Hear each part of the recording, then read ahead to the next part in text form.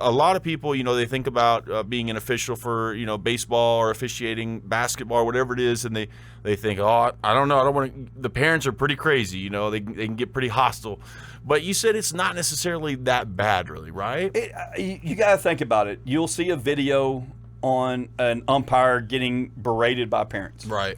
And of course, that gets blown up. That gets blown up on TikTok, gets blown up on Facebook and Twitter and everything else. Yep. We need more umpires. There's an umpire shortage. Is it really? In every sport. Man, I didn't know that. I'm glad we're doing this. Massive. I did not know that. It's for the Savannah Bananas. Man. I was inside of a store doing an inspection at the time when it was. I was trying not to scream. Yeah. Oh, dude, that's awesome. I was inside of a Hobby Lobby, and I was going.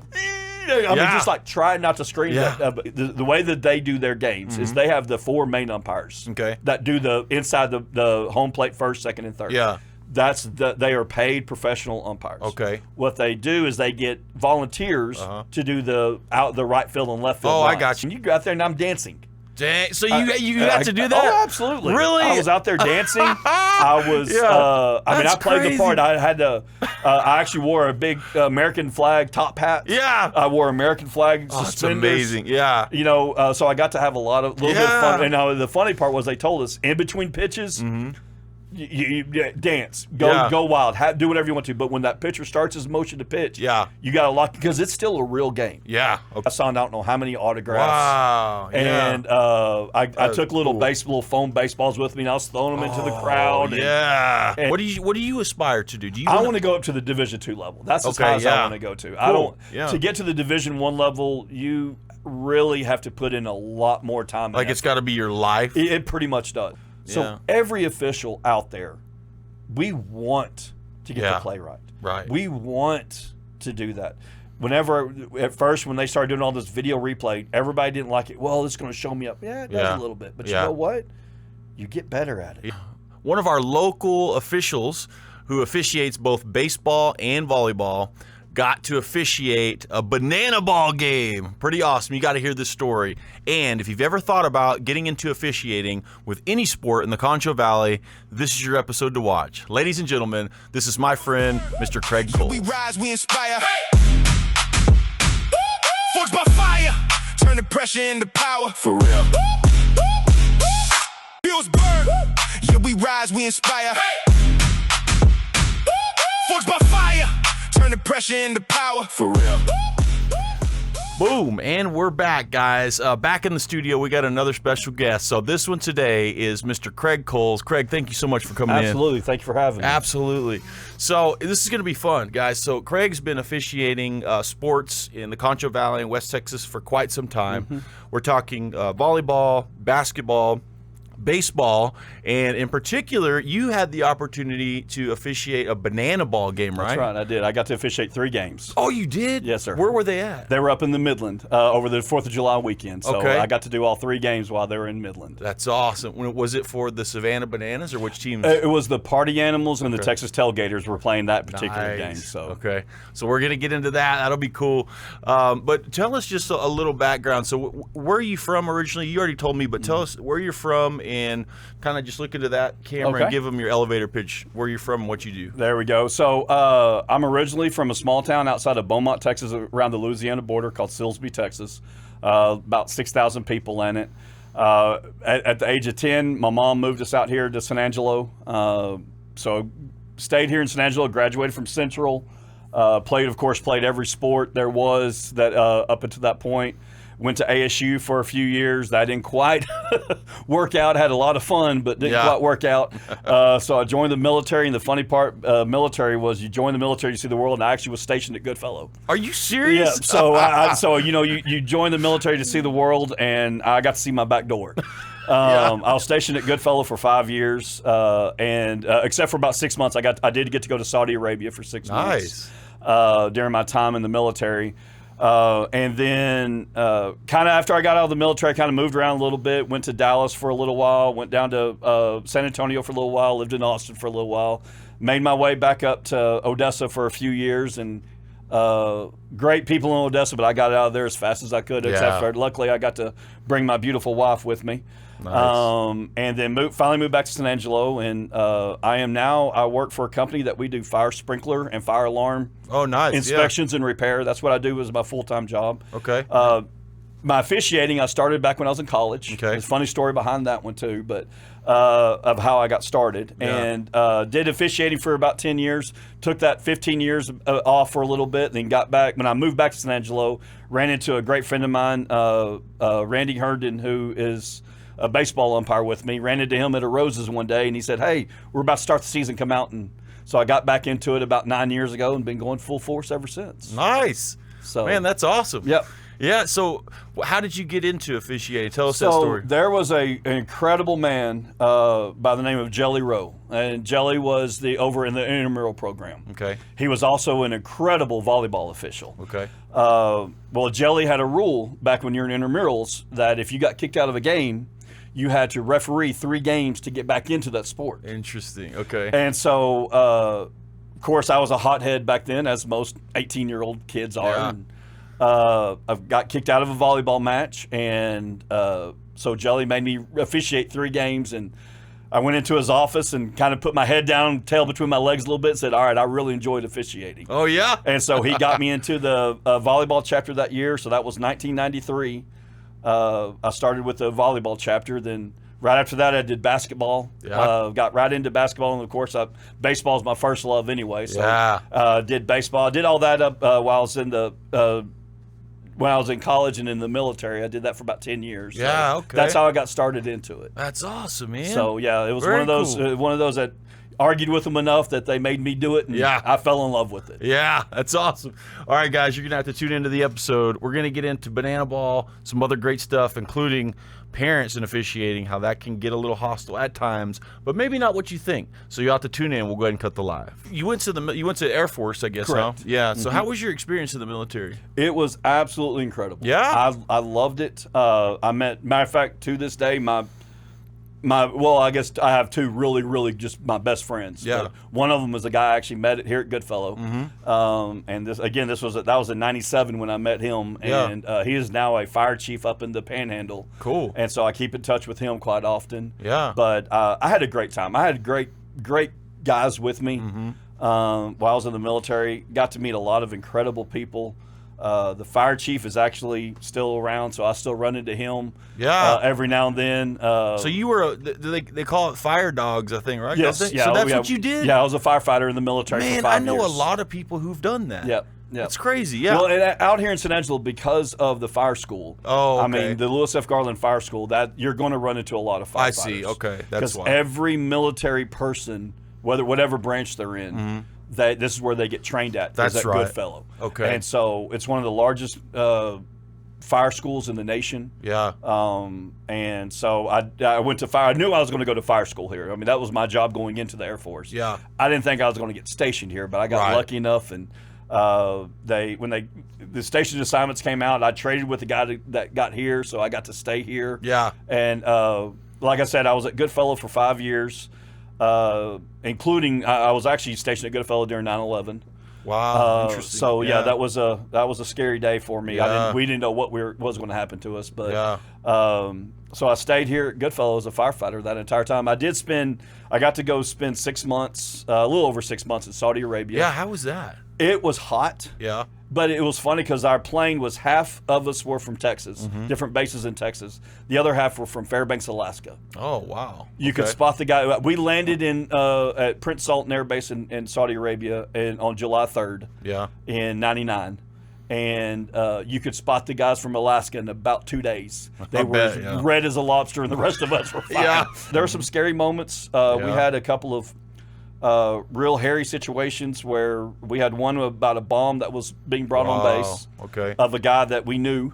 Yeah. He was a local, but we knew him. Yeah. And then we had another situation where we had a car wreck outside of base, and we responded to it. Yeah. And we got out there, and we turned out we were the only Americans off base Okay. around a bunch of nationals. And at that time, that was in between the 2 wars Okay. over there.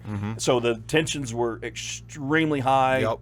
So course, we were armed with what we had on the fire truck, but it was a lot of fun. That I is mean, other crazy. than those 2 moments, Yeah. I had a blast. We played a lot of cards, dominoes. Yeah. We did what we could do to pass the time, but it was Did a you lot play of fun. poker? Did y'all play? Did y'all ever play Texas Hold'em before it was like a big thing? Oh, yes. Yeah, because yes. a lot of people did that even before it really took off, and I think it was like 03 or something. Whenever Chris Moneymaker. Yeah, Chris came out. Moneymaker. Remember that? Yep. Yeah. Oh, I remember that. I remember where I was sitting when You he do? won. Yeah, I I do remember. too, yeah. I was sitting in a Wingstop. Yeah. And when I lived in Dallas at the time, and Yeah. I was watching it there whenever he won it. So Yeah, that's Yeah. hilarious. I Yeah. was in Austin. And do you play poker still? Do you No, play? not You don't? anymore. Okay, yeah. Man, I haven't in a while, but I used to. So you went to Central, and you said you played almost every sport? I played baseball up to my freshman year, Yeah. or sophomore year. Yeah. Then the coach at the time wanted me to pick between basketball and baseball. So I had that same issue. And so I ended up picking basketball. Yeah. And played. So I was played basketball for 3 years at Central. I was Yeah. a starter my senior year. Nice. I was a Yeah. starting point guard. Wow, okay. For Central at that time, I had kind of a weird thing. I was 5'6", 5'7", my sophomore and junior year. So I was point guard and all Yeah. like that. Well, in between the two, right before my senior year, I grew shot up. to 6'1". So I That's was a crazy. 6'1" point guard. Yeah. And Wow. so I still was able to play, and we had a great time. I'm still friends with a lot of guys Yeah. that were on that basketball team. Matter of fact, I ran into one of them 2 days ago. That's crazy. Uh, Did y'all do well? No, Yeah. no, we had one of didn't the either. worst. We had one of the worst records. We went 3-26. Oh, man. 0-12 in district. Yeah. That's about But how we were. played teams. Abilene Cooper at that time, of course, was in the district. Yeah. And they had 3 guys go play Division I Did they? basketball. One of them Dang. ended up playing for professional. Oh, wow. Yeah, so they That's were crazy. Yeah, the Wow. 93 Abilene Cooper Cougars were incredible. Did they So- win state that year? No, they didn't win state, Okay. but they went pretty far I in the bet playoffs. they did. Yeah. And so, Wow. yeah, I got so we didn't have a good year, but again, had a blast doing it. Yeah. So, it was just one of those things. Yeah. That's So- cool. So when you went to ASU, was that after the military? No, it was before the military. it was before. Yeah, I went from Central right into ASU. Oh, that's right. And then you said it didn't really work out. Yeah. I got into the ASU life Yeah. at that time. Yeah. It was something new. I had never done it, and I realized I didn't have to go to class. Yeah. Yeah. In high school and everything, my mom was of course, my mom ended up being principal of Central High School. Oh, I didn't know that. Yes, she actually became the superintendent of the school districts for a while here in town. Yeah. But from the 7th grade till I graduated, she was at the same school. So when I went to Glenn, she was Yeah. a teacher. Then when I went to Central, she moved with Oh, me. wow. So Yeah. I had my mom, down the hall Uh-huh. at every campus I went to. And Yeah. then I got into college, and I was like, wait a minute, Mom's not here. Yeah. Wait a minute, they're not going to tell Mom if I skip class. So I didn't do real well that first go round in college. Yeah. But, So that's why I ended up joining the military. My best friend, he joined the Army Yeah. about 6 months before I did. Wow. And so I let him go through it, and I talked to him a bunch. And after I went to his graduations and everything, I was like, I'm going to go. So I brought him down here, and he actually went into the Air Force office with me. And Really? And Cool. I went and talked to them because I'd always wanted to be a firefighter at that Yeah. time. And, every kid's little dream to be a firefighter. Absolutely, yeah. And so I walked into the Air Force there at the mall. Yeah. And said, hey, I want to be a firefighter. And he goes, well, we can do this or that. It's like, no, I don't think you quite understand. Oh, you're like, I'm No, going to do no, that or I'm not going. Yep. Yeah. And matter of fact, they put me on. That was back in, I guess, around April or May. I didn't actually join until November. So it took me that okay. long for them to get me a spot. Wow. But I told them I could wait. Yeah. I wanted to do that. Did you ever think about doing a local firefighter? Once I got out of the military, I was a firefighter for another 15 years after that. Were you Yep, really? in the Central Texas area. That's amazing. Yep, I I did was that. wondering if you did that. Yep, I did that for about 15. Awesome. I was a firefighter paramedic for That's for numerous amazing. years. So. Yeah, I bet you had some crazy experiences. Huh? I did. Yeah. I had we were there my last couple of years. I was on one of the deadliest highways in Texas. Wow. Highway 21 between San Marcos and Bastrop. So that highway. Are you talking about? And I might be wrong, but when I went to San Marcos, I had a girlfriend who lived in Austin, and I met her while I lived in Austin, but I got into Texas State, and I would travel up and down I-35 to see her. Is that the corridor you're talking about? Right next to it. Okay, right if next you to it. went to That's the east a little bit. That's what I thought. It was Highway 21. That's and what the Highway most 21, dangerous. Yeah. At one time, it was one of the most dangerous highways That's right. because it was a 2-lane highway, 75 miles an hour. And so I went on a lot of wrecks, went on a lot of fires. And, Wow. But I had I absolutely loved every second of it. I loved it. I did it full time. I also did it as a volunteer. Nice. And did that for a long time. So. Yeah, that's pretty cool. Yeah. So let's talk about officiating. Okay. You know, so we were talking about this briefly, and you're right. Like a lot of people, you know, they think about being an official for, you know, baseball or officiating basketball or whatever it is, and they think, oh, I don't know, I don't want to. The parents are pretty crazy, you know, they can get pretty hostile. But you said it's not necessarily that bad, really, right? You got to think about it. You'll see a video on an umpire getting berated by parents, Right. and of course, that gets blown up. That gets blown up on TikTok, gets blown up on Facebook and Twitter and everything else. Yep. And you think about it, that's one game out of the how many games in the nation on that same day, and you'll have that one experience. That's right. Now, don't get me wrong. I've had 3 or 4 very, very, very bad experiences with parents. Yeah. And but I've learned a lot of lessons from them, too. Yeah. You know, my first one was I got escorted off a baseball field and by a police officer because he told me, a friend of mine, he was a cop here in town, and he said, hey, I'm going to walk you to your car. And I was like, man, you're not going to have to do that. And he goes, no, I need to. Wow. And this 5'2" mom, she had a baseball bat in her hand, and she had 3 grown men holding her back. I had ejected her son for cussing at us. Yeah. And so, yeah, I mean, you're going to see those. You're going to have those situations. But I have also officiated for the last, like I said, for the last 10 years full time. And I mean, I can literally count on one hand how many bad situations I've been in. Wow, that's good. And so 99% of the time, I'm walking off the field. I have the parents come up and talk to me. Yeah. Of course, most of the people in this town, because I've lived here and all my family has lived here. Yeah. I know a lot of people. Most of them will come up and just talk to you. And Yeah. Win, lose, or draw, for the most part, you don't have those situations. Yeah, that's good. Unfortunately, because of, just like with everything else in the world, they're going to publicize the bad stuff a lot more than the good stuff. Yep, absolutely. I mean, I've always said, if you can walk off the field and no one knows your name, no one remembers your face, that's a good game. Right, exactly. Because no one's going to remember that. Hey, he did right. but again, you do have those situations. But the other part of it is, and this is where a lot of people are missing out on, is the training side of things. Okay. So we are heavily into training. Okay. Our baseball, and like I said, I do just do baseball and volleyball. Yeah. And we're heavily into training. Nice. We want them to know the rules better. Yes. Know the rules and understand the rules and the mechanics of it. So it's not just calling a ball or strike or an in or out in volleyball. It's where were your eyes at before that? Okay. Position yourself. Get in a better position to see those safes and outs. Get in a better position. I've called a lot of lines. I call lines for Angelo State University. Yeah. And so I had to practice. Those girls they hit hard. They do. They do. And so you have to train yourself on how to look at the line to make sure that you have that. Yeah. And so it takes that. So I've also learned with all this is that the more training that you do, the more influence you get from good. I mean, I'm around officials all the time that are. I was calling with an official about 2 weeks ago. He was talking about how he had just done the Baylor volleyball game. So he's a SEC Division I. Official. Yes, I'm going to soak up everything that he says. How to do this a little bit better. How to do that a little bit better. When I go to a lot of baseball camps where I pay money. My wife was actually joking about this with me the other day. I pay money to go have other umpires watch me. Yeah, absolutely. So that way, and I was in Tyler a couple of weeks ago. I was in Dallas about 2 months ago. I still have 2 more baseball ones that I'm going to. Wow. And that these are guys are, matter of fact, one of them, he was actually at the World Series, the Division I College World Series. Wow. 2 years. He wasn't this last year, but 2 years ago, he was one of the umpires for it.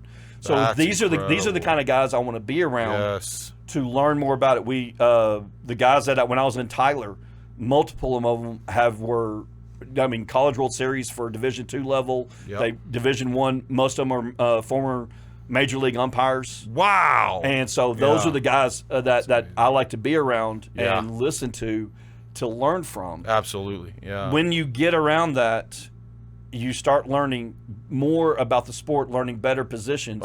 Your calls get better, Okay. Yeah. less arguments. Yeah. Still going to be there. Right. No matter what. Yeah, no right? matter what. You can Yeah. call the most perfect game in the world. Right. Somebody's still going to be mad about That's a call. right. Yeah. I mean, Yeah. that's the way It's it just is. the way it is. Yeah. But if the more that you train, the more that you get into the rule books, Yeah. more you understand the rule books, what the meaning of the rule book, and that's one of my favorite parts about officiating. Ooh, yeah? Is my job is my main part of my job, my full-time job is, like I said, I do fire alarm and fire sprinkler work. Well, that is nothing but government codes. I mean, that's a lot, I bet. yeah, a lot. God. I mean, my bookshelf is huge Yep. of all the different codes, and depending on what code I'm falling under, Yeah. so I have to read and then figure out what they meant by what they wrote. Oh, okay. So it's not as Yeah. easy as saying, "Hey, it's 1 plus Oh, 1." It's yeah. that shall do this. They should do this, and you have to learn all that. Dang, well, yeah. that incorporates into my officiating. I bet it does. Yeah. So I'm able. Matter of fact, I just was taking my I officiate collegiate volleyball also.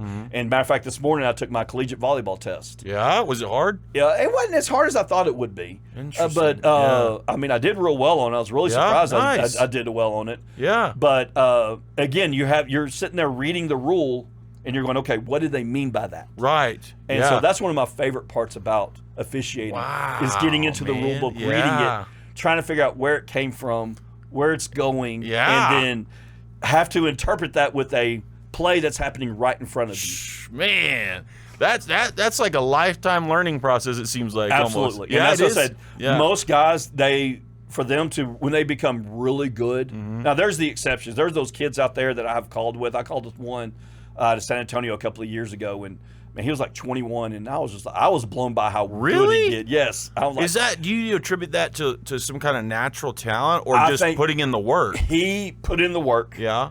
He went to camps. His dad is an umpire also, so Okay. he was around it. But he was also a very good high school. Okay. I mean, he probably could have gone and played college, but didn't want to play college baseball because he knew it wasn't going to go further than that. Right. But he was a very good athlete. He understood the game. So I mean, so you have those guys that do that. Okay. But most of us, I mean, it takes 5, 6, 7 years. I bet. And to really truly understand Yeah. what all the officiating goes into it. Oh, And man. so that's yeah. one thing that's real. I just went to a meeting a couple of weeks ago for high school baseball, Uh-huh. and we were talking about we need more umpires. There's an umpire shortage. Is it really? In every sport? Man, in I the didn't know nation, that. I'm glad there's we're a doing massive. I did not know that. Just as an example, here in San Angelo, we cover 20 schools for our high school chapter. Okay. We cover 20 schools. So, I mean, there could be times where we have 12 to 14 games in a night. Well, that's 28 umpires. Yeah. This last year, we had 24 umpires total to cover that. Yeah. So, we really need about 30 to 35 umpires. Okay. Yeah. Volleyball, we actually have we could always use more. Basketball, football, they're short. I mean, that's the reason why you hear about games getting canceled. Really?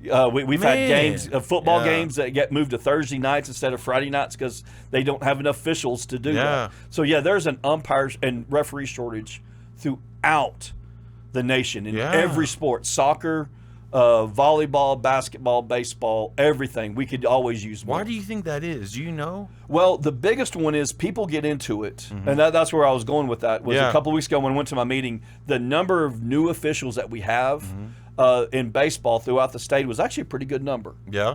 The problem is it's that 3 to 5 year range. They get into it for a couple of years. Yeah. Now some of them just don't like it. Right. It's something that you have to love. Yes, I bet. You cannot get into this was like, I kind of like it, because you will get yelled at because you get lazy Yeah. and because you don't want to do it. It's Yeah. not, and you're having to do it outside of hours. I mean, Right. most of our games start at 5 o'clock at night. They go to 7 o'clock, 8 o'clock at night. Yeah. So you're away from your family. You're away from everybody. You're in a team of two. Man. You and your yeah, partner. That's no, it. Yeah. Wow. And we have to travel quite a bit. I mean, I put miles on my car That's right. all yeah. over the state.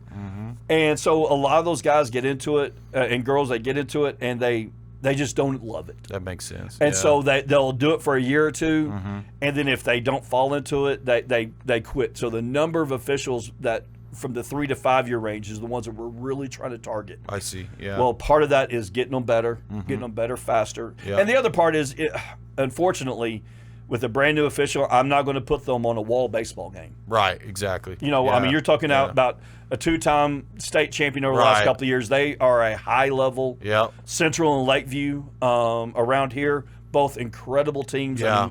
I mean, I can't put a brand new umpire on one of those games. Yeah. It's those kids are faster than all of us. Yeah. Wow. And so you've got to move, and you got to be able to go quickly. So a lot of them get upset that they get the junior high games to start off with. I see. Yeah. And you know, the funniest thing is you really want to get into it, go watch a 7th grade basketball game. I know.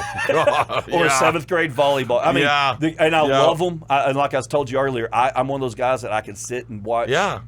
Little League, I can go watch them play. Yeah. I can go watch a volleyball match, no matter what age group it is. Yeah, I'm like that too. But those officials that get into it, so they get a little bit frustrated that they don't get moved up. Yeah. And so it does take a little bit of time. But the more that you get into it, the more of that training that you get, the better that you become, the more fun it becomes. Nice. And I mean, like this year, I got to do one of the coolest things ever by doing, like you said, the Savannah Bananas game. That was one of the funnest experiences I've ever had. Well, so how did you get that opportunity? So one of my, like I said, I do college. I do everything from little league age group all the way up to college in both volleyball and baseball.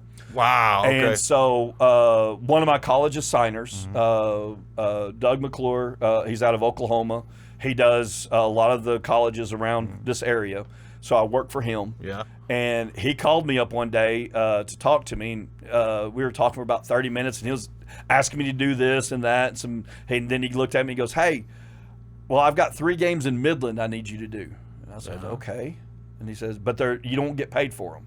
Oh. And I went, "Well, Doug, that doesn't sound like a lot of fun." Yeah. You know, I mean, the good part about umpiring and refereeing is it does make a pretty good little secondary income. It does? Yes. Oh, we'll talk about that. It is not an overall income, but it does make a good secondary income. And I was like, but for me to drive to Midland for 3 games, that means I got to get a hotel room. That means I got to pay for my food. That means I've got to gas there and back. Yeah. I said, not get paid for the game, I'm not really excited about that. And he goes, "Well, you will be." And I was like, "What are you talking about?" He goes, "It's for the Savannah Bananas." Man. I was inside of a store doing an inspection at the time when it was. I was trying not to scream. Yeah. Oh, dude, that's awesome. I was inside of a Hobby Lobby, and I was going. I mean, just like trying not to scream. Yeah. And he goes, "So do you think you could do that?" And I was like, "Yeah, I think so." Yeah. Trying to be all nonchalant about it, but I was really excited about it. And Yes. so That's so amazing. he asked me to do that, and then he gave me the also privilege, and that I got to pick who my. So the way that they do their games is they have the 4 main umpires. Okay. That do the inside the home plate first, second, and third. Yeah. They are paid professional umpires. Okay. What they do is they get volunteers to do the right field and left field. Oh, lines. I got you. Yeah. So he goes, "So you get to do the 3 games, but you get to pick who your other partner is." Oh, nice. So I had the privilege of. So what I did was, I picked one from Midland. Yeah. A real good friend of mine, Ray. He's an umpire friend of mine. Just one of my favorite people in the entire world. Cool. I love umpiring with him. So I picked him for one night. One of my mentors, and I say he's a mentor, he's actually the same age as I am, so it's kind of hard to say, but he's another college umpire with me out of Abilene. And then I picked one of my favorite people out of San Angelo, too. Nice. It was hard because I have so many good umpires bet. here. Yeah. So it was one of those, like, man, who's put in the work? Yep. Who's going to have fun? Exactly. Because it's not it's not something I would want to do every day. Yeah. But it was. I mean, you go out there and I'm dancing. Dang. So you got to do that? Oh, absolutely. Really? I was out there dancing. I was. I played the part. I had to. I actually wore a big American flag top hat. Yeah. I wore American flag That's suspenders. amazing. Yeah. You know, so I got to have a little bit of fun. And the funny part was they told us in between pitches. You dance, go wild, do whatever you want to. But when that pitcher starts his motion to pitch, you got to lock because it's still a real game. Yeah. Okay. And I always tell people, I always thought, I mean, I knew it was a real game. I've watched the games before. Yeah. But I didn't think they would get mad when they lost. Interesting. Yeah. I walked off the field on one of the games, and one of the teams had just lost off a walk-off hit. Uh-huh. They were mad that I'm they sure lost. they were. I mean, so they're still professional athletes. Exactly. You don't think about that. So That's whenever true. you as an umpire are joking around and not paying attention and you miss something, they're going to get mad. That's right. So they told us whenever we got to the game that, hey, have a lot of fun, sign I signed I don't know how many autographs. Wow. And I took little foam baseballs with me, and I was throwing them into the crowd. And as much as I could. Was it packed? It was crowded. I wouldn't say it was packed. Okay. The first night it kind of was weird because the first night we got onto the field, and as soon as we walked on the field, a thunderstorm hit. Oh, and so we had like a 2.5-hour rain delay. Yeah. And so when he got back on the field, of course, half the fans had already left. The next 2 nights, it was very crowded. It wasn't packed solid. Okay, yeah. But it was, that stadium in Midland, it was still crowded. Now, are the rules essentially the same, though? Or are there some everything different is they have 11 rules that are a tad bit different. Oh, okay. Such as if a fan catches a foul ball, the batter's out. Right. Okay. So they have that rule. They have where if you walk, if you pitch 4 balls and you walk, every player on the field has to touch the ball before you can tag the guy out. So he can run. But not the outfielders. No, everybody. So the outfielders have to run in. And they all meet at second base, and they start flipping the ball around. All players, except for the pitcher and catcher, have to touch the ball. That's good. Okay. Before, and so we actually had one where the guy overthrew one, so he actually made a home run at it off a walk. That's crazy. Yeah. And so they have that. So they have some different rules dealing with that game only. Did you know those rules going into it? I've watched them for a lot of years. Yeah. And, the dancing umpire, that's kind of famous for the Savannah Bananas. They got the ump behind home plate who shakes his butt and stuff. I've been sent his videos since the day he started. I'm sure. Yeah. Every person that ever knew that I was an umpire. I'm sure. When are you going to do this? When are you going to dance like that? And, of course, then when I told everybody I had this game, but it was well, how many backflips are you going to do? And I was like, my chiropractor would not be happy with me if I try to do any backflips. So that ain't going to happen. But you have those rules that are a tad bit different. Yeah. But other than that, no, it's the same. It's baseball. Okay. It is a baseball game, yeah, just like everything else. So the rules were, other than those 11 rules, everything else is the exact same. So why do you think that banana ball is kind of taking the world by storm? Is it just because it really is that much more entertaining? Do you think? Whenever the owner of the Savannah Bananas, and I love listening to him. I do too. Yeah, he's a very inspirational guy, and listen to his story from start to finish. When he says they're fan first, they truly are. Okay. I mean, I've gone to baseball games my entire life. I'm a humongous Astros fan. Me too, man. So, I grew up that way. There you go. So awesome. So I've been to a 1,000 Astro games. Wow. I have 2 autographs from Astros that are hanging on my wall, and both of them I had to go buy. Really? Type thing. I mean, and I'm not one of those to go sit there and do all like. I'm not that type. Yeah. But you almost have to get signatures from the players at the Bananas game. Oh.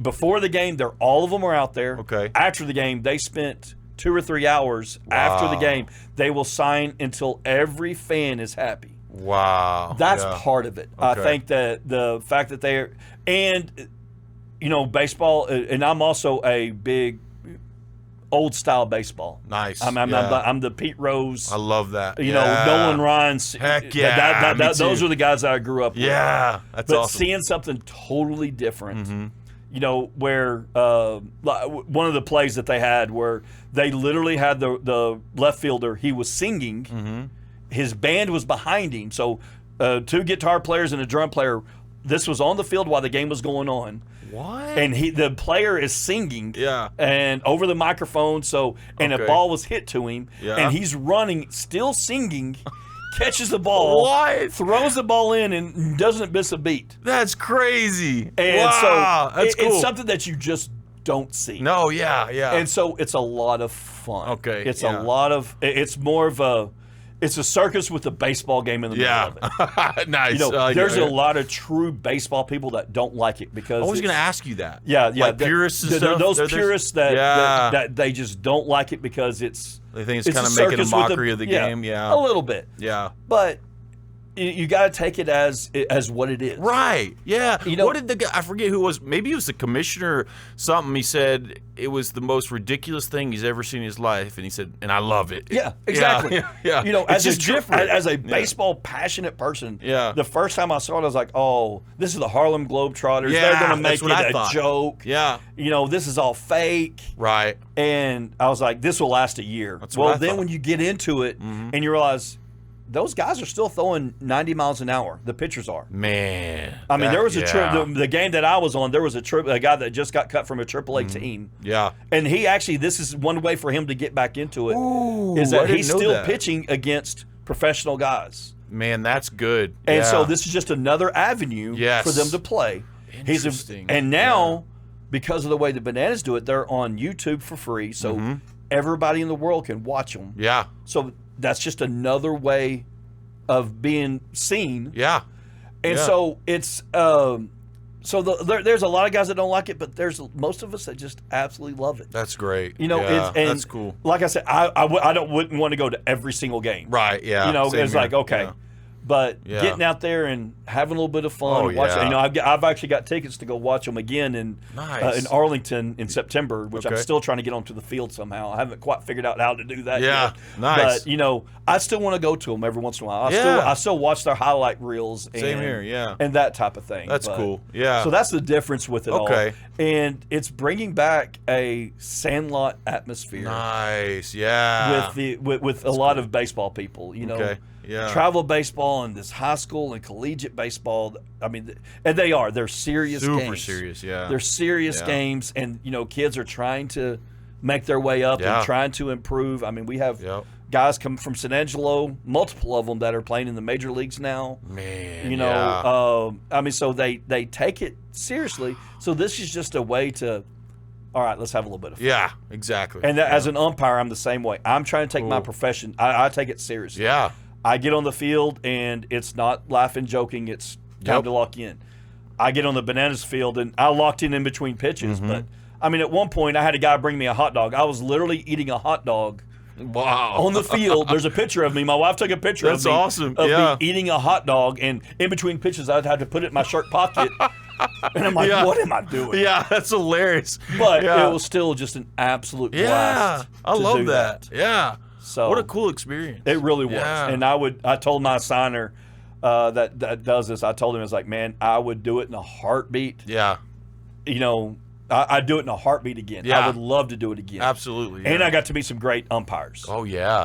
Nice. I got to meet the ninja umpire who does all the backflips. Yeah. I got to meet him, got to meet some other ones that are just incredible umpires. Yeah. And so became friends with, a Very whole new cool. group of friends. Matter of fact, the female that was out there with me, she actually got to umpire the first women's professional baseball league. Oh, wow. That just happened about 2 weeks ago. That. Yeah, they just started a women's professional baseball league. Okay. And she's the crew chief for the women's professional league. So I got to meet her. And how do you think that's going to do? I hope it does really well. I do too. I hope it's not going to be big, but I'm hoping that it gets out there and gets the love of softball with softball really increasing the numbers wise. I'm hoping that picks it up. I know.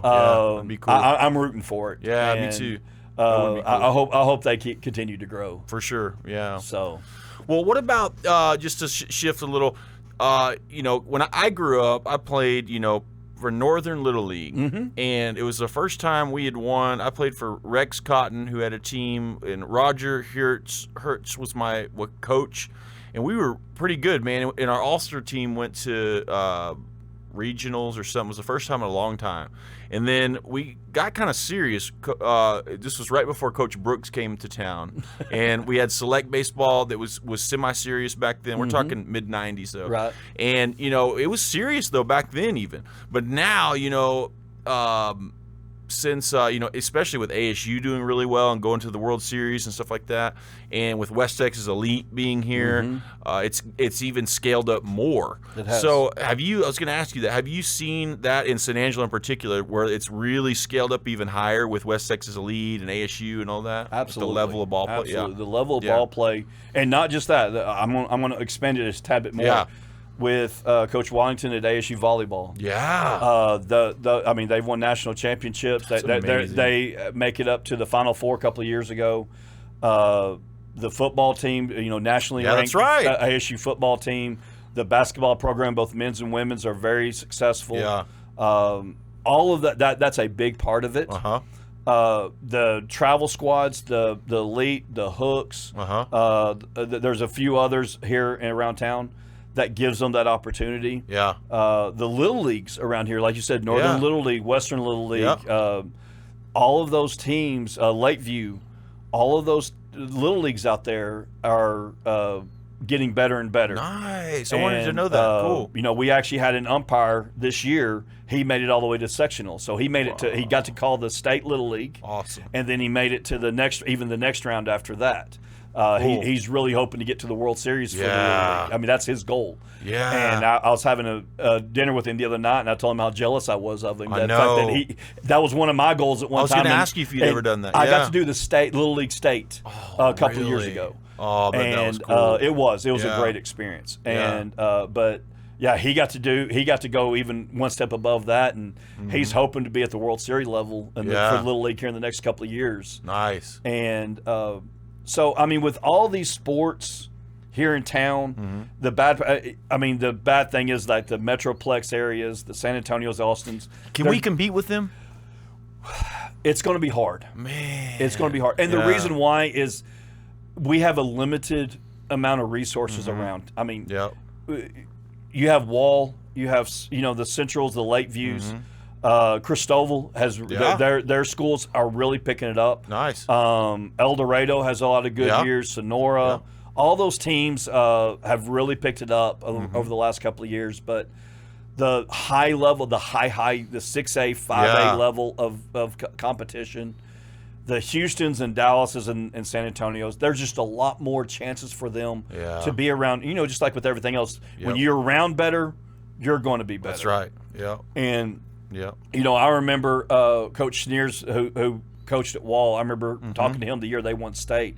He said his biggest fear is that they didn't have that highest level of competition for 3A around. They had a couple of teams, but not like they. He goes, whenever we get to playoffs, we're going to be playing some high-level teams, and they hadn't seen it yet. Okay. And they ended up still winning state. Yeah. So can we compete with them? Absolutely, without a doubt. Every single one of these schools can do it. Nice. With these we have a couple of new coaches around that I'm hoping that to elevate that, to get past that, to get over that hump that we've had over the last couple of years, and I hope they do. We're just like umpires. We're not allowed to root for them, and I don't root for any team. Yeah. But whenever I'm not officiating it and they get past wherever level I'm going to, I want them to do. I want them to do good. Yeah. What those kids have done and the hard work they've put into it. Yeah. When Wall lost this year, I texted the coach right afterwards and I told him, I was like, man, what a fun ride. Yeah, I know. At least it was a fun ride. I hated the way it ended up. I know, man. A lot of good kids on those teams. And these and even the teams that don't have that success, it's amazing watching the coaches and their players about how they've grown. Yeah, that's good. And it's funny, I've now gotten to do it a couple of times where I've umpired a kid when he was in Little League, and I've umpired him in college. Oh, amazing! Yeah, I've gotten to do that with a couple of them. Yeah, that's special. And I haven't got to do it with volleyball yet, but I know it's coming. Yeah.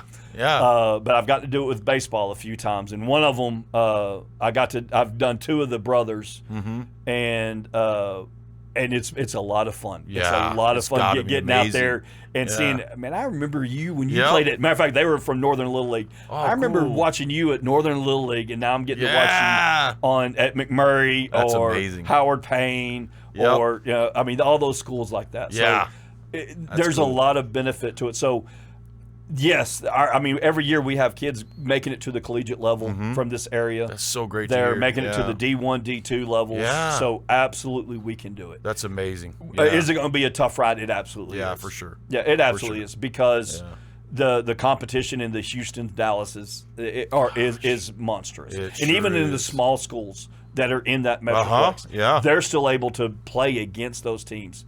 They're getting to go and play. I mean, and I know guys here. Matter of fact, friends of ours, their son played in Arizona Yeah. this year in baseball for summer league. I mean, just to try to Nice. get him Yeah. around that better competition. At what age? He's a senior this year. He Nice. just started his senior year Yeah. today, and Okay, yeah. you know, so that competition can be there. Mm-hmm. It's just it's always going to be tough. Yeah. I can see And that. Yeah. but just like with the officiating, I mean, we're in the same boat. Yeah, I was going to ask you, how competitive is officiating? Oh, it's here? incredibly. That's so good to it hear. It is. We are very competitive. Yeah. But it's one of those that we compete, just like whenever you compete, but whenever your friend gets to that higher level. Yeah. You congratulate Well, them. it's and like, stuff. Yeah. like I said just a minute ago, whenever a buddy of mine, he made it to the level of Oh, both yeah, state. yeah. You know, I pat him on the back and said, man, I'm proud of him. Yeah, absolutely. I'm jealous of him. Exactly. You can be both. You know? Yeah. One of my real good friends up in Abilene, he's trying to get to the D1 level, and he got he went to a camp this couple of weeks ago. Yeah. And he called me, and we were talking about it, and I was asking him how it went, and he goes, he really thinks he has a shot at maybe getting it a fill-in. And so he, I mean, that's where he wants to move up to. What do you aspire to do? I want to go up to the Division II level. That's as high as I want to go to. I don't. To get to the Division I level, you really have to put in a lot more time. Like it's got to be your life. It pretty much does. Oh wow! Like as an example, most of the SEC umpires who do, I've gotten a call with a lot of them. Nice. Most of them, I mean, they have jobs where they are able to fly all over the nation. So I mean, they do jobs behind a computer type thing. Yeah. And so, and that is their, I mean, that they concentrate on that 24/7. Are they able to make an income off that, solely off that at that level? Or? Some of them can, but they have to do it a lot. I see. I mean, you have to have a full-time schedule. Yeah. And I mean, you have to really do that a lot of games. I mean, so it's harder to do that. Now, as a secondary income, a lot of them are like salesmen, where they are consultants and stuff like that. Yeah. Okay. Or some form of fashion. So they have that main supplement, and then they have that backup supplement. That makes sense. Well, let me ask you. So let's say, just hypothetically, that I wanted to get into it, officiating, maybe volleyball and baseball, let's say. And I wanted to take it pretty seriously. And I have a type of career right now. I have a job where I do podcasting, and I get paid to speak sometimes, and kind of flexible, you know. And I were to take it very seriously. What kind of career track am I looking at if I wanted to make a pretty decent, let's say to get where you're at? Am I looking at 10 years minimum? Well, I mean, like I said, when I got back into officiating was about 9 years ago, and that's where it's taken me 9 years, and I'm still not. I'm and still you do Division everything III level. Okay, yeah. And I have put in, like, I go to camps. Yeah, that's what I mean. Yeah. I go to at least 5 camps a year. Wow. Yeah, you're volleyball, constantly I learning do the from same mentors. thing. Yeah. And so I spend a lot of time. So it really depends. It's just like with everything else. With your podcast is a great example. If you only did one a month, you're not going to get much traction. Right. Yeah. The more you do, the better you get at it, the more it's going to. And that's the same with officiating, is that it's going to be it just depends on how much energy you want to put into it. And the other hard part is kind of what you talked about. You have a flexible schedule. A lot of people work 8 to 5. Yeah. I mean, they work 8 to 5. They can't get off any earlier. Yep. They might be able to push 4:50. They can leave a couple minutes early. Yeah. You know, my wife is a teacher. She gets out of school at 4 o'clock. Yeah. It's hard for those people that have those dead fast jobs, because most of our games start at 4:30, 5 o'clock. Well, you got to be there 30, 45 minutes before the game. That's right. Yeah. And then plus you got to think about travel. We travel all the way from Junction all the way up to Big Spring, all the way to Big Lake, all the way to Brownwood. Yeah. And so, I mean, I was in Rochelle last night, matter of fact. Wow. You know, so that's right out. That's an hour and 20 minutes from my house. Oh, wow. And a game that started at 5:30. Well, I had to be there at 4:30. I always get there an hour beforehand. Or try to at least. And so that's put me leaving at 3:15ish. Well, luckily I have a job that That's good. If I leave a little early on one day, that means I was at the office at 6 o'clock this morning. Oh, I see. Yeah. So I have a little bit of flexibility, Okay. not a lot, but a Right. little bit more. That's good. Yeah. And so some people just aren't able to do it because of their full-time job. Well, there's also, and that's why I always try to push people, there's other things that you can do. Yeah. Little League is a great example of Okay. that. Little League around here, their games don't start till 6 p.m. Nice. So if you do Yeah. work a job till 5 o'clock, Yep. that's great. Yes. Well, at 5:30, you're already at the baseball field to get dressed. You work from 6 to 10, and you get paid a little bit of money Yeah. to do it. Cool. You know, Yeah. I mean, there's always things out there. Yeah. For volleyball, it's kind of the same thing. Our junior high games usually start at 5 o'clock. There's a lot of junior high games around here. Matter of fact, I think they're even doing tryouts here pretty quick. I heard somebody tell me the other day. So Nice. we have junior highs just here locally, just Yeah. for the 3 junior highs. Yeah. Or middle schools That'd be now, whatever good. they're called. Yeah. And so, I mean, they're still able to get to those games. They may not Yeah. be able to travel to Rochelle and Right. Brady and Junction. That takes an hour and 45 yeah. minutes to get down to Junction. Yep. And for a 5 o'clock start, I mean, you got to leave Ooh, it. yeah. You got to leave at 3. Yeah. You know, That's to right. get, so there's a big part of it right there. Why Yeah. a lot of people can't do it. That But makes sense. Well, there's a baseball umpire. He's a little league umpire, and I've been trying to get him to come to the high school level too. Oh, yeah? But he has that job, so he's Yeah. not quite able to do it yet. Yep. And then he also has a kid that's very Man, active. dude. So yeah. and the bad thing tough. is if your kids play the sport. Yeah. My daughter played volleyball for Water Valley, Okay. and whenever they did so good and went to state. Wow. Yeah. A couple of, or I guess almost been 8-9 years ago Yeah. now. But so I did not do volleyball. I wanted to get back into volleyball too, but I wanted to wait till she was done. That's cool. Yeah. Because I did not want to miss. I was not going to miss one of her games. Definitely not. Yeah. And so I didn't miss any of her games. But as soon as she graduated that next year, I was doing volleyball. right back into it. Yeah. So Yeah. I mean, so That's cool. you have those obstacles that are in Okay. your way. But with everybody, I always tell them, man, you never know. Get into it. Yeah. Start small. Yeah. Build it up. Some people don't want to go to the collegiate level. I Right. mean, it takes this. I cannot even imagine. Yeah, at the really. collegiate level, you do travel a lot. Yeah. I had a friend call me today to do some volleyball games in Hobbs, New Mexico. Yeah. Wow. Here in a couple of Man. weekends. Well, would you fly to that or No, what? I drive. Yeah, I I- would drive it too. Yeah, but I just drive it to Yeah, Hobbs, and yeah. I mean 3.5 hours. Yeah, yeah. For an all-day Saturday tournament. Okay. And- Okay. But so a lot of people just can't do that. Well, Right. there's still a lot of opportunities yeah. out there for all sports. You know, Yeah. football, volleyball, basketball, track and field. Oh, wow. I mean, yeah. they need officials for track and field. Yeah. For soccer, baseball, the fast pitch softball. Yep.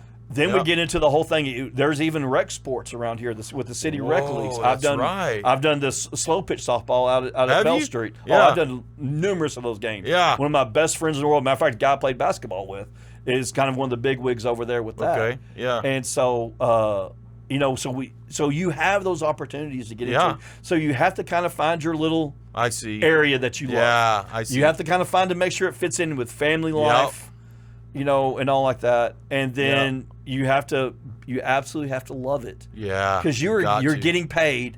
And like I said, if I called the absolute perfect game, which I've never done by any Oh, means. really? Oh, no. Oh, That's impossible to do. you go look at the major. Fascinating. There was a major league umpire the other night Yeah. that I saw his stats. Yeah. He missed one pitch in a game. One pitch. And that's Yeah. at the major league level. Man, yeah. I that's mean, those incredible. guys get paid six figures. Yeah. High six figure. I mean, Wow. 475. Do they? Yeah, Yeah. major league umpires are making the $400,000 to Yeah. $600,000 a That's year, amazing. What and a he dream. but he missed one pitch. Yeah, he's that good. So I mean, yeah. So Yeah. I'm happy if I get my stats. Yeah. If I'm in that 90% range. Oh yeah, I bet. I'm ecstatic. Oh, absolutely. You know, I'm yes, sure. I'd love to do a perfect game. Yeah. But even if I did, somebody's still going to be mad. I know, I'm right? still going to Yeah. have somebody else. Yeah, that's true. Yeah. And so Yeah. you have to truly love the sport. Mm-hmm. You have to truly love officiating. Yeah. You have to love that someone's telling you, I want you to stand in this spot, not over here. You That's have to be right. at this spot. Yeah. You have to do the signals this way. Right. Yeah. You know, we want you to look sharp. We want you to look professional. Yeah. You know, I don't care if you're doing a little league game. Yeah. A great example is what me personally, when I get to a baseball game, I open the back of my car up, I set my chair down, I get my shoes out, and I polish them. Oh, wow. I polish my shoes. Even if I'm out at Nice. Western Little League, Yeah. I'm polishing my shoes to go get Man, on that I loose like dirt. that. And before Yeah. I even get on the field, there's already dirt all over them. But I know I polish my shoes. That's cool. My uniforms are ironed. Man, Matter of fact, you I go like look at my vehicle right now. My uniforms are hanging up. Dude, so there's I don't know if you've ever heard of the concept or the book called The Slight Edge. I have not. Basically, it's Jeff Olson, and it's by consistently doing the small things that seem meaningless, like the little small acts that add up to major transformative changes over Absolutely. time. And that translates, I'm sure, into your professionalism, Absolutely. how everything else you do in the game. You know what I mean? That's really cool. Yeah, absolutely. Yeah. My uniforms are going to be my hats amazing, are clean. dude. Yeah. My stuff is all ready to go. Yeah. And that's just how I. Now, some people aren't like that. Yeah. and that's fine. Yeah. You take that level to where you are, Right. of what you want to aspire to Exactly. be. Ooh, man, that's well said. Yeah. So. Yeah. Just like in any That's profession, if you're a teacher, my wife, she just started her 30th year teaching this year. Wow, amazing. And she Yeah. teaches 7th grade and 8th grade math. I Kudos can't to even- her, man. Yeah, Yeah. There's a special place in heaven for Yeah, her. absolutely. He's got a special seat for her right there. Yes, yes. But, it depends on what you want to do in your life. Yeah. Of how successful you want to be. I have not always been that way. I was Okay. not, up till about 12 years ago, Really? I was not as good of a person. What happened, do you think? I had a very, very big personal event in my life, wow. and back in the early 2000s, and Yeah. I did it 100%. I mean, and I let my ego get the better of me. Is the best way I've Done that. Yeah. I had a very big ego, and I let it get the better of me, Yeah. and it took me. I was back in the oil field, and I always tell the story that I was actually in the oil field. I was in Orla, Texas, and I don't know how many people have ever been to Orla, Texas. I haven't. You don't. You literally, it is a dirt oil field. Is all it is. Yeah. And I remember getting on my knees and crying because I had hit rock bottom. I was going through a divorce at the time. Yeah. Absolutely hit rock bottom, and I told God, I was like, man, I can't do this anymore. I can't act like this.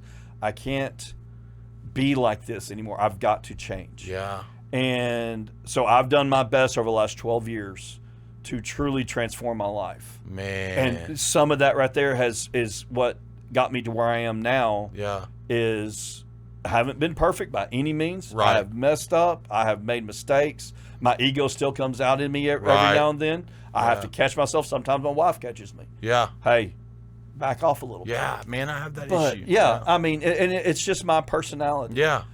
But I have a goal-minded, and I haven't always been that way, but I really have in the last couple of years. In my professional life, in my family life, Mm-hmm. I've done everything I could to get to a level that I want to get to. And I still Yeah. have goals I still want to meet. I in love both that. my professional level, and I'm nowhere near my umpiring goals yet. Yeah. I'm not there yet. Wow. And and I always tell people, I go to these camps that these guys want to be Division I umpires. They want to be on the SEC Right. fields. And Yeah. Yeah. I told them that's not where I want to be, and they feel like I'm lacking myself. Well, when I get to my goal, then I may make a new goal. Yeah, absolutely. Yeah. And so I always like tell that. people, not everybody has the same goals That's as true. I do. Yeah. Not everybody. There's a lot of guys out there that they just want to do high school baseball. Yeah. They want to do high school volley. That's as far as they want to. Get out here. Yeah. We need you. Yeah. You want to do high school? That's as far as you want to take it. Great. Yeah, absolutely. We need people. We need good people to come out Yes. here that are level-headed, that can officiate a game, Yep. that can be around these fans sometimes that may say something. Yep. 90% of the time when the fans say something, I don't even hear it. You don't? I can block it out. Nice. It helps that I'm going to tad bit deaf. That does Are there help ever a little. times where they say something and it really just kind of gets to you? And you have Oh, to- absolutely. Oh, absolutely. I had one I had one 2 years ago, and I wanted to clear the stands. I was going to make everybody watch it from across the street. What? I was so mad. Oh, And dang. the funny part was, it was not over anything we did on the field. It was extra stuff outside the field. We didn't have a single gripe about ball strike, safe out, Nothing. Wow. And I was not a happy camper. I got home that night, and it took me about, I think, 3 days to finally go to sleep. I was still mad about that. Yeah. That's so crazy. I mean, you have those incidents. Yeah. But 95% of the time, last night was a great example. I was in, like I said, I was in Rochelle last night and watched them play Lomita in volleyball.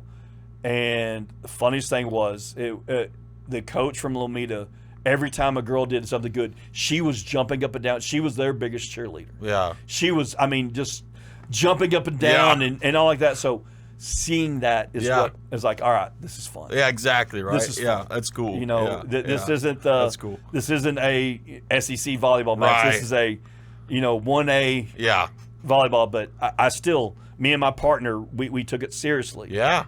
I mean, we were talking. I was trying to help her with some skills Cool. to improve her. Yeah. I'm still working on my skills to improve me. Right. I'm continuously doing that. I'm continuously getting into the rule book to understand. Man, we had a rule last night. Matter of fact, me and her were like, I don't know what this rule is. I just don't know it. And I said, I think it's this. And she goes, it might be that. And when I got home, that was the first thing I did. I popped open the rule book. Yeah. Look at there. We were right. Dude, that's how passionate you got to be about Absolutely. the game to get to the level that you're at and beyond. Yeah. And, like I said, not everybody wants to be at that level. Yeah. We just need people. Okay. We need people to sign up. Okay. We need people to How come do out they and go try. about doing that? So for the easiest way to do it is to go to taso.org, which is TASO.org. Okay.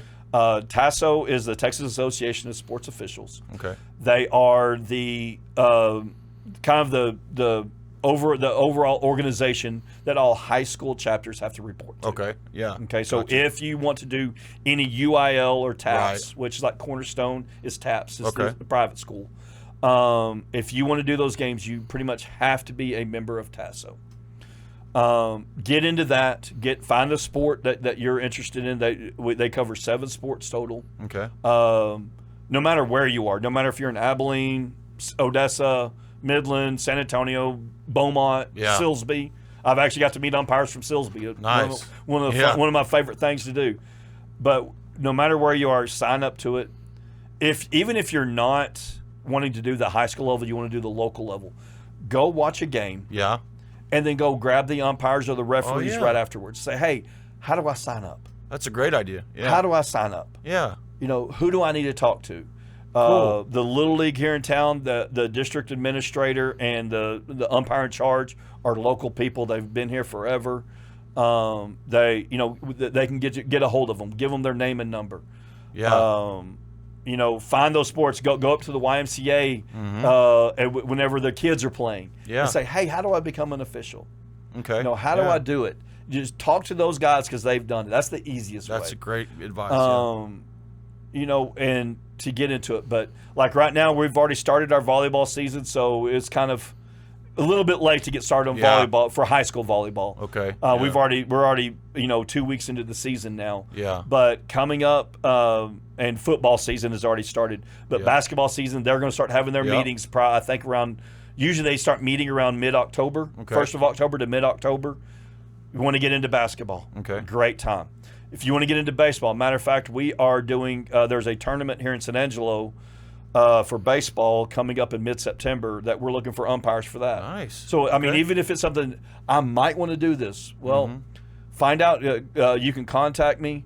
I'm pretty easy to find. I can give you my email address or whatever. For sure, yeah. And contact me, and I'd love to put you on the field. Let's see if you like it. Yeah.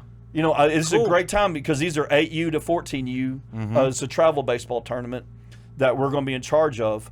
And what I've told them that we're going to actually help you evaluate. We're not just going to put you on the field and say, "Oh, that's hey, cool. Here's a mask. Here's some stuff. Good luck to you. Yeah. A strike is here to here. Yeah. And you're good." No, we want to help you. Yeah. We want to get you better. We want, we're going to show you how to run the bases. Yeah. About where to go whenever there's a base hit. Nice. We want to show you a better position that way you're on top of it whenever the play happens. Exactly. Yeah. If you're in a good position and and able to see it, you can make a better call. That's right. Where if you're making a call from across the diamond, or if you're doing a volleyball match and you're, if you're not paying attention to where the next play is going to be. I see. So that's what we want to teach you. Okay. Is how to anticipate that Right. next. And so even if you played or even if you didn't play, now I will say if you played the sport, It definitely helps. it's definitely going to help. Yeah. But there's a lot of people that do baseball and volleyball with me and in all the sports. They've never played. Right. Okay. They didn't do it, but they still got into it, and they Yeah. absolutely love it. That's cool. They absolutely love it. And it's some good income.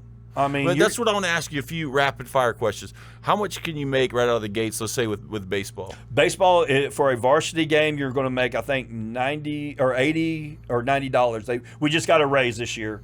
Per game? Yep. Really? Yeah, we make between $80 and $90 a That's game. pretty good. Plus mileage. Okay.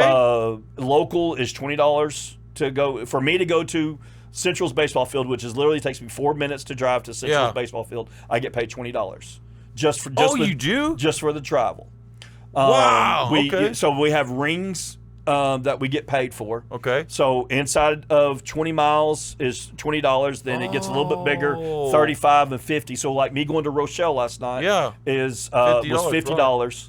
Man. Just driving. I mean, so That's not bad and then at all, plus another $85 or $70, cool. I like whatever it is for. I got paid. I think my invoice is $125 to do one Nice. varsity. Yeah. 3 out of 5 match, and they did 4 sets Yeah. last night. That's a good little extra income. It's not bad. I Yeah. mean, you're not going to get rich off of Right. it. But a lot of people, they actually do refereeing that pays for their vacation. Wow. I mean, they save up with that all Yeah. year, and they go, I had a friend of mine who does baseball with me, Yeah. and both of his daughters got married within like a year of each other. Oh, man. So I think he was doing, almost like 150 baseball games. Whoa. He was doing it all year Oh, round yeah. just to help pay for that. Yeah. So a lot of people, they set aside a certain thing and say, this is what I want to make. And Yeah. the other part about it is you're an independent contractor. Okay. So there is no set schedule. Yeah. If you've got your That's wife's good. birthday, if you got your kids' celebration coming up, Yeah. you got something going on at work, you can block out that day Man, on the that's calendar. Great. Yeah. And so whenever our signers go in, they pull up the game and then they look at who can go. Mm-hmm. Are you capable of going? Yeah. So in other words, I mean, you got to be there. Okay. You got to be at that level, whatever Yeah. the sport is. Yeah. Well, now are you available? Yeah. And then can you leave at the right time? I see. Okay. So, I see. so we put it in there. Yeah. There are some people that can only call once a week. Right. Well, Yeah. we're going to try to use you that once a week Yeah. as much as we can. Man, that's great. So you're an independent I like it. contractor. You're in charge. It's just a straight. You get a paycheck at the end of it. High school. It takes about 30 days to get paid, so it's not an immediate Okay, thing. yeah. A lot of the little leagues and summer ball, you get paid cash at the plate. Wow. Like our tournament that we're doing in September. Yeah. At the end of the day, you're going to get an envelope in your hand Right. of how many ever games you do. Cool. So it's right there on it. So it just depends on the league, depends on what great, it is. So man. I mean, Yeah. you can make a little bit extra money. I love It's this. a great for high school and college age. That's what I did in college. Yeah. I mean, because Yeah. I got out of school when I went to class. Yeah. That was a bad thing. Yeah. But I was getting out of class about 1 or 2 o'clock. That means I can go just about everywhere we Yeah. had a game. So That's I was able awesome, to man. travel all over the state doing Yeah. stuff. When I was a firefighter, we'd work a 24 on, 24 off schedule at that time. Yeah. So I had a full day off. Well, I got to go wherever I wanted to go. Man, that's perfect for that. So you Yeah. can, and the other part is if you have a school that you just had a bad experience with Yeah. and don't want to go back, you can block that school. Oh, nice. Yeah, that's cool to And hear. unfortunately, if the coaches have a bad experience, Yeah, they can block you. They can block you too. Yeah. It doesn't happen. I mean, last year I think I had 2 what we call scratches, where the coaches said, I just don't want them back. And sometimes it's a Wow. personality. Sometimes Right. it may have been a bad call. Yeah. It just what it is. Exactly, what it is. yeah. What's the biggest game you've ever officiated in baseball first and then volleyball? Biggest game other than the Bananas game. That was my Yeah. first considered professional. But let's say intense, just, really down, maybe like an intense game or something. Probably the most intense game the one that pops in my head. I've done quite a few college games that were Yeah. pretty intense. Yeah. But the biggest one was the year that Wall won state their first time. They had to play Jim Ned in whoever won the district, and then we played at ASU Stadium. Oh, And there was yeah. about 3,000 people at that game, and I guess lucky enough, I was behind the plate. Wow. And yeah. So that was a high stakes. Yeah. Even though it was funny, it wasn't even a playoff game. Right. It was actually whoever won that game won district. Right. Yeah. And so, so I got to do that. I have umpired 3 state baseball championships. Nice. I got to do 3 years ago. I got to do the 5A UIL state championship in Round Rock. Very cool. I've gotten to do twice now. This last summer, I got to do the TAPS playoff, which we did private school. Yeah, the private school, which we did the 6A semifinal, and then I had the 5A final behind the plate. Okay. So I mean, again, I've gotten to do those games. And even the Texas Little League state championship, that was a pretty intense. Oh one yeah, too. I bet. Yeah. So I've gotten to do that. Nice. Volleyball, I think my biggest one so far, intense wise, was I got to do wall when they made it to the semifinals. Or quarterfinals. Okay. They did the quarterfinals last year. No, they made a semifinal. I'm sorry. It was a quarter. That I did one night. I got to do Walls semifinal, and then the next night I got to go do Water Valley and Very Best. They played in the quarterfinals for who was going to go to the semifinals. So, I got to do that last year. Yeah. I got to do both of those exciting, games. So and it was funny. Wall and Very Best, they actually played in Waxahachie. So it was nowhere near. Yeah. They had to travel all that way, but that's where the game was. I mean, so so I've gotten to do some pretty intense games in that aspect. But and what about? I wanted to ask you this real quick. The new semi-new rule in MLB baseball with the strike automated strikes. What are your thoughts on that? I like it. You do? Yes. Okay. Yeah. Calling balls and strikes is one of the hardest things that you can master. Yeah, I bet. And we actually have it. We have what we call TrackMan in the collegiate level. A lot of schools, ASU has it. Yeah. And you get at the end of the game. It's not immediate like ABS is. Oh, okay. At the end of the game, you get a sheet and it tells you where all the pitches that you missed. Wow. It's immediate. The reason why I like the ABS is, number one, it's limited on how many they can challenge. So it's not an all-day thing. Yeah. Okay. I wouldn't like it if you had unlimited challenges, because that would just be pointless. Yeah. But it still puts the human factor in it. Okay. Part of playing sports is having that human officiating. Yes. Yeah. We're going to blow a call. We're going to have that. I mean, so you got to roll with the punches sometimes. Yeah. But with the ABS system, it's making umpires, and with the TrackMan also, it's making umpires get better. Oh, that's great. It's making them and umpires, just like in volleyball with replay. Yeah. It's the same thing. Okay. Yeah. I mean, whenever I call ASU lines, yeah, right. I know that replay is right behind me. Yep. And so I know if I blow a call, I know it's going. I know Coach Waddington at ASU. He's going to hold up his little hand and put a C up now. Yeah. And I've got to watch him as he stares at me, knowing that I missed it. And there a couple of years ago, he actually just stared at me. He knew, and I knew I missed the call. Oh man. And so, but we have he's an incredible man. Yeah. But you have that. So all of these technologies, to me, is making the game better for the umpires. Nice. Okay. It's getting it where we're doing it, where we're making those better calls. Yeah. Because there's not, when you talk to an official, the one thing that's steady and consistent is that we want to make the right call. Yes, exactly. That's right. I mean, my second or third year back, I was doing a playoff game, and it was extra innings, and there was a steal at third, and I was in the field. And I totally blew the call. I did not turn my head in time. Yeah. I guessed. I called the kid safe. He was out by a mile. Okay. Yeah. Luckily the next kid struck out, so it didn't hurt anything. But if that kid would have scored, it would have been a totally different game. I mean, they would have won the game. Man. I mean, they would have. That's a bad one, huh? Yeah. That could have been very bad. Yeah.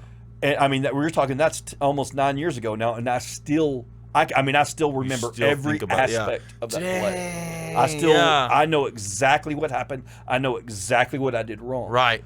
So every official out there, we want to get the play right. Right. We want to do that.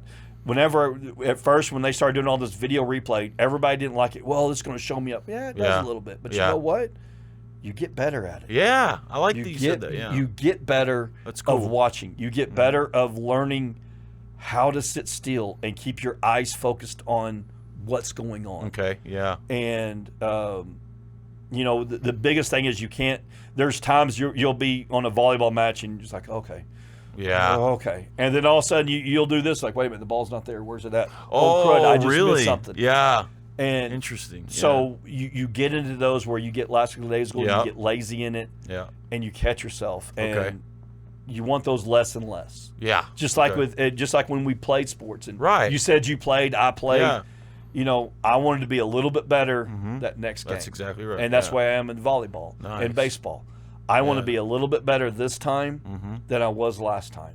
What can Yeah. I do better? What technique can I do better? Exactly. And to get it where I want those coaches to want me to be on Right. the court. I Okay. want them to sit there and whenever I walk on the court, go, okay, yeah. he I may disagree with him, But he's fair. but he's going to be fair. exactly. Yeah. He's going to do the best job right. he can. Because the people don't think about it is, especially at the high school and collegiate level, that's their jobs. Yeah. That's that coach's job. That's exactly and right. you've been in you've been in Texas or West Yeah. Texas. You get- lose. You're gone. You're Yeah. gone. Yeah. Right.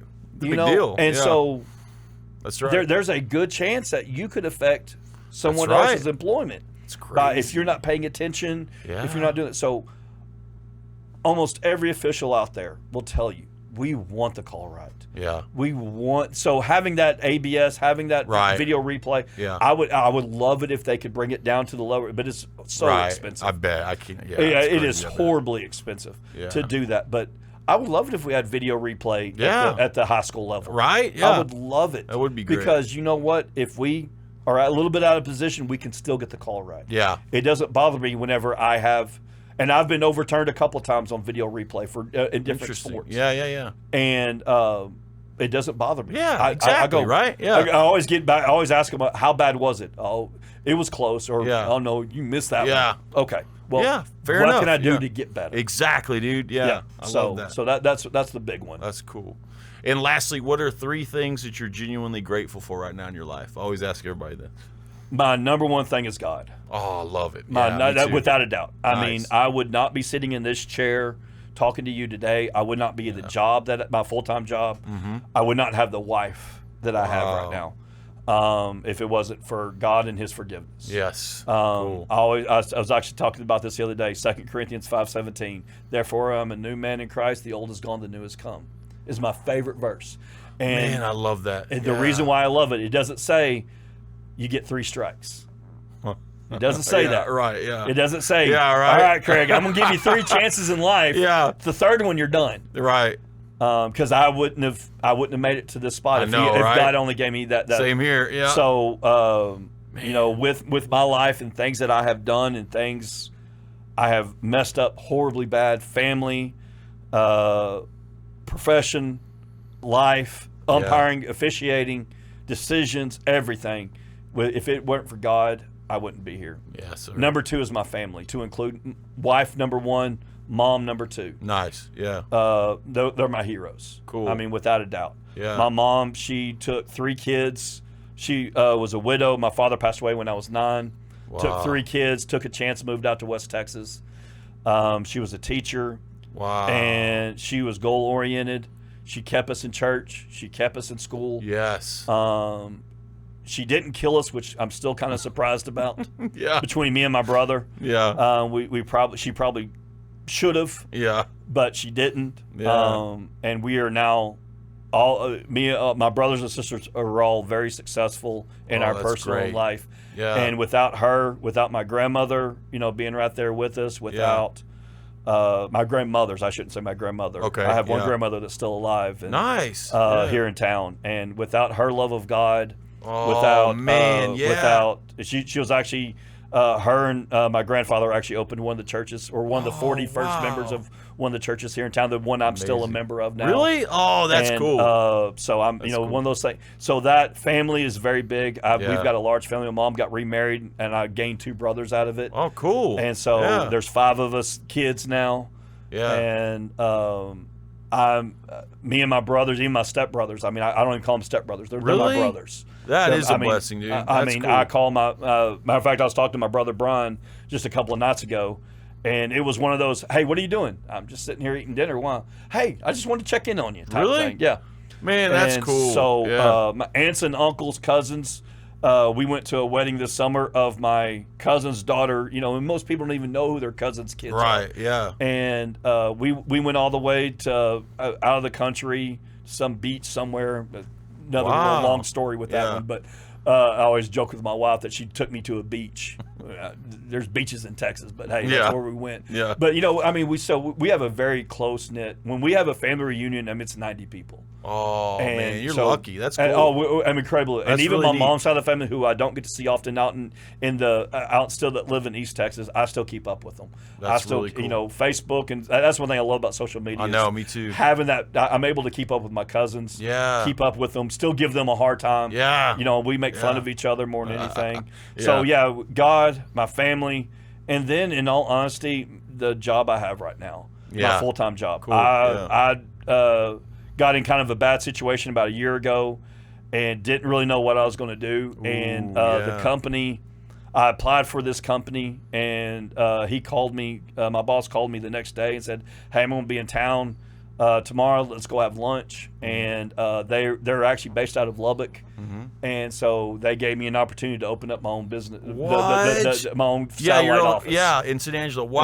Yeah, so right now I'm a one-man show. Starting Monday, I have a gonna have new employee somebody- that's oh, actually going to good. be. So Yeah. in that time, I've grown it to where I'm not going to have an employee with me. That's amazing. And so Yeah. having my boss, who's an incredible man, that has taught me even more. He's 30 year in the fire sprinkler industry. Wow. I'm still about 10 years into it, so I'm still Nice. learning a lot of it. Yeah. But this company really did. They took me under their wing, amazing. knowing the whole story about my last job and knowing Yeah. what was going on with it. Cool. They took a chance and said, okay, we're gonna let you try it. So I'm having to go Yeah. out and find customers, talk to Wow. people. Yeah. Matter of fact, it was funny. One of my customers called me right before I came over here. Yeah. And said, "Hey, we have a busted sprinkler head. Can you come over here?" Ooh, And dude, yeah, yeah. so they had a little flooded area.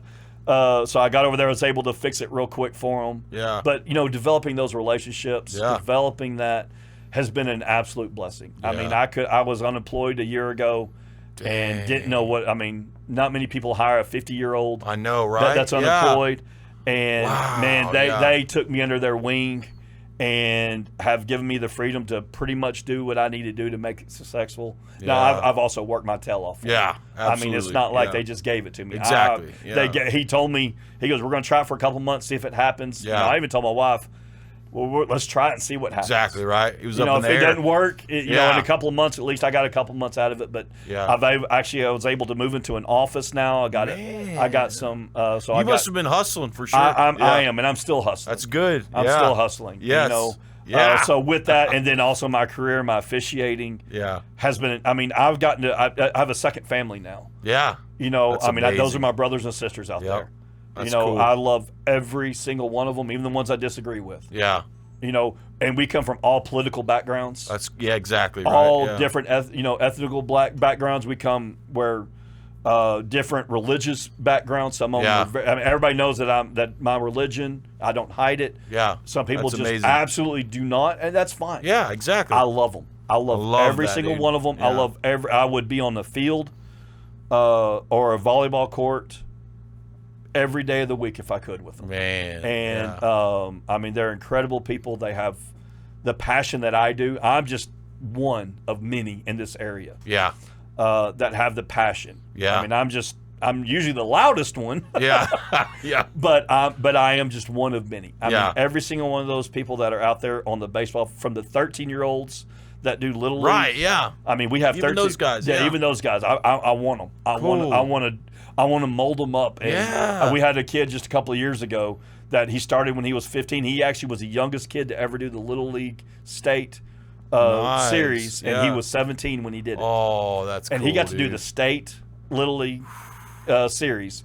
I was really hoping he'd go. opportunity. He went a Yeah. different career path, but I was pushing him to go to yeah. Major League Baseball I school know. and Yeah. all like that. He Yeah. became a paramedic and saving lives now, whatever he's doing. Well, that you boring know, stuff. but you know, just so those are the three things. I absolutely am blessed in my life. Yeah. That's solid. You know, the love of my family, the love of my wife. My wife allows me to do this. Yeah, exactly. You know, right? she We didn't travels- even talk about that. Yeah, Yeah. and my wife, she actually travels with me. Oh, cool. She goes to a lot of the. Matter of fact, she didn't get to go to Arlington with me when I did the TAPS state championship this year. That was the first time a big game. Yeah. That game I was talking about with the wall and Jeanette, she was right behind home plate. Oh, she was there. Oh, Okay, absolutely, she was. Oh, that's amazing. Every state game I've done, she's been right there with me. Yeah. She travels with me to a lot of the collegiate games with me. She'll go with me. Yeah. And we try to make a weekend out of it if we can. Right. Type thing. Yeah. I mean, so fun. she is incredibly supportive. Knows that this is my passion. Right. Knows that I